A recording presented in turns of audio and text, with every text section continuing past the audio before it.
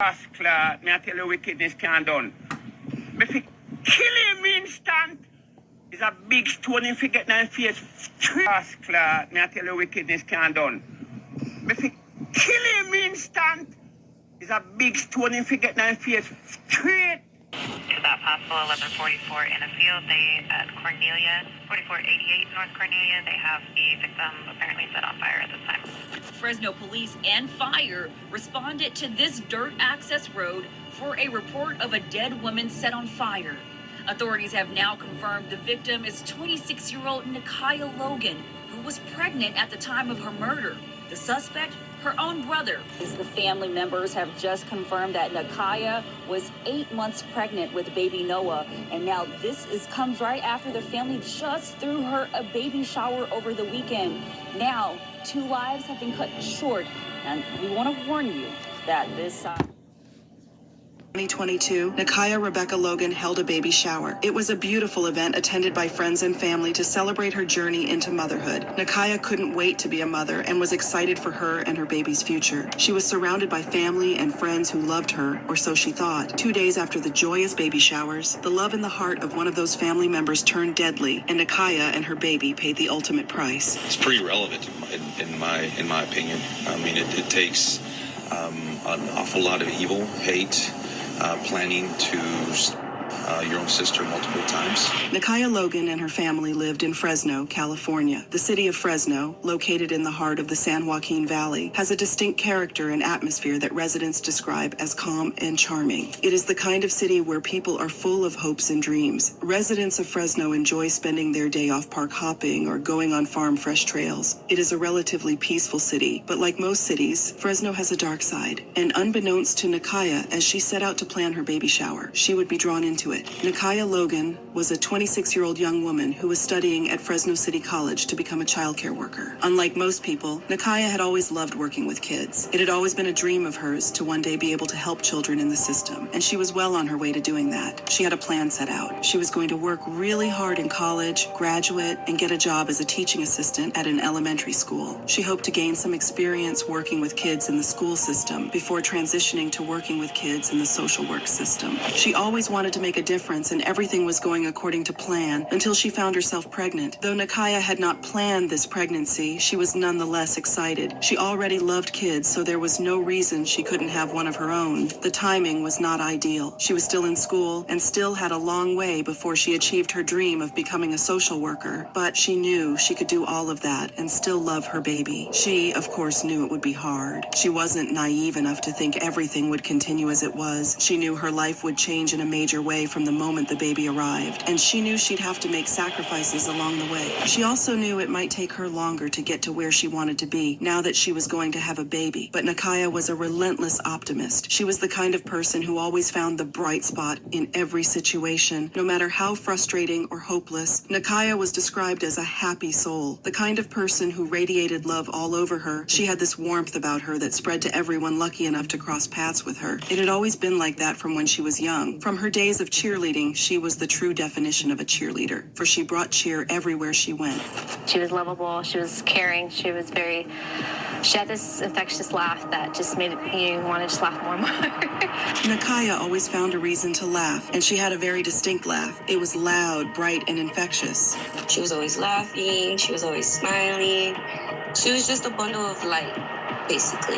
Her cheerful personality definitely came in handy when she found herself pregnant, but she wasn't worried about it. She knew she had a strong support system around her, and she would have all the help she needed. Nakaya was very excited about being a mom, and though it was hard to juggle her pregnancy and schoolwork, she somehow made it work and couldn't wait to have her baby. The moment she found out she was having a boy, she knew exactly what she wanted to name him. She picked out the name Noah. It was a name that resonated with Nakaya deeply, and she hoped her son would live up to the hopes and dreams she already had for him, even as he was still in her belly. As she watched her baby grow in her belly, her excitement grew, and it all culminated in the events of December 11th, 2022, her baby shower. Nakaya was very happy to have a baby shower, not just because it meant she got to have many gifts, but because it meant she was getting closer to seeing her baby. She was now 36 weeks pregnant, and in a few weeks, she would be welcoming her son to the world. Nakaya's baby shower was wonderful. Her friends and family poured their heart into the planning and made it exactly the way way she wanted it. It was a night full of stories, joy, laughter, and a lot of love, kind of like how Nakiya lived her life. But unfortunately for Nakiya, her otherwise bright life would take a tragic turn. Everyone has a different relationship with their siblings. Some are extremely close to each other, others barely speak, and there are a lot of people right in the middle, loving their siblings one minute and hating them the next. But one thing most people with siblings can agree on is siblings can be very annoying. They can be that thorn in your flesh that bothers you a lot, but you can't get rid of because you love them. Unfortunately, just like we don't get to pick our parents, we also don't get to pick our siblings. Some of us are very lucky to have the best siblings who love and care for us no matter what, but some aren't. For some people, their siblings are not their confidant or safe space. They're their worst nightmare. For Nakiya, that was even more true. Nakiya came from a very small family. It was just her mother, and her older brother. While Nakiya was quite close to her mother, the same couldn't be said for her relationship with her brother.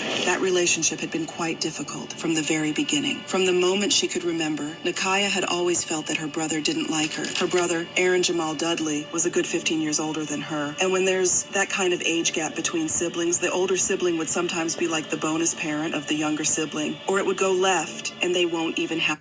Mr. Fuller. That was the case with Nakiya and Aaron. Although Nakiya tried to have a relationship with her brother, it just never seemed to work out. When they were younger and didn't get along, their mother just chalked it up to sibling rivalry. But as they grew older, she was forced to confront a bitter truth. Her oldest child, Aaron, was never going to like his baby sister. There was always anger in him towards her. No matter how hard she tried to be sweet, playful, and respectful, she always got anger back. You might wonder why Aaron wouldn't like his sister. Well, it's always hard for children who have been an only child for so long to accept that they have to share their parents. Sometimes children in these positions can grow resentful of the child and feel like they stole the parent's affection. That could have easily been the case for Aaron, except in most cases like this, the children often grow out of it. When they become adults, they realize that it's not their siblings' fault and they learn to let go of their anger and resentment. But in Aaron's case, it never happened. Aaron Dudley never grew out of his resentment. It would seem that for Aaron, it was not a phase, but who he was as a person. Now, it wasn't like Aaron got along with everyone but Nakiya. He wasn't the type of person who made friends easily and always came off as a little off to people. But there were still a few people, including his mom, that he got along with. This made Nakiya feel a little better. Maybe she wasn't the problem. Maybe it was just who Aaron was. But it certainly didn't make living with him any better. Aaron was a ticking time bomb and would explode at any given time, and his family would often be at the receiving end of that. As Nakiya grew into a young woman, she stopped trying to fix things with her big brother and just accepted that, unlike most big brothers, Aaron wasn't going to protect her from her tormentors. He was going to be her tormentor.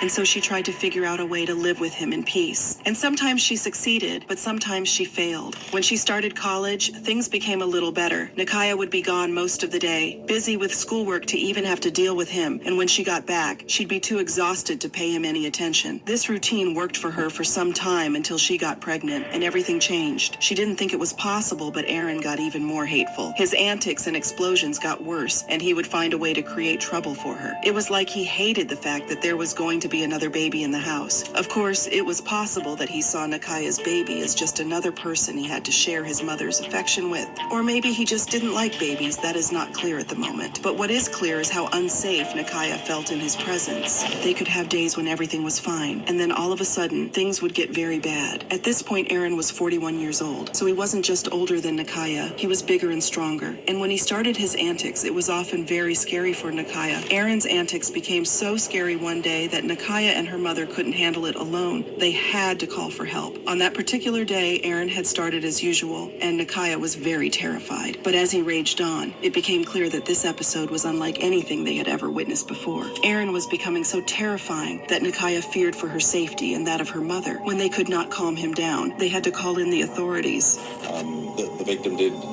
fear for her safety on that call on July 28th. So if I were to define it, I would say not great.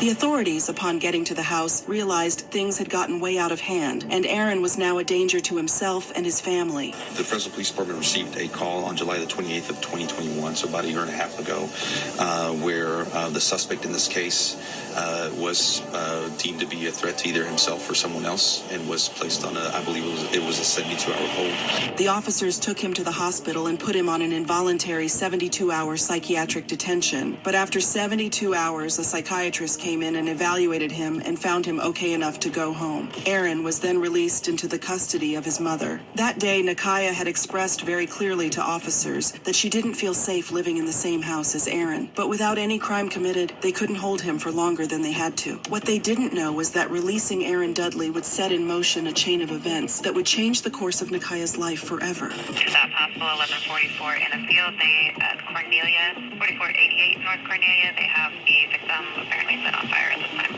After that last antic that brought the officers to Nakaya's family home, she stopped feeling safe. When Aaron was released and brought home, Nakaya felt immensely scared.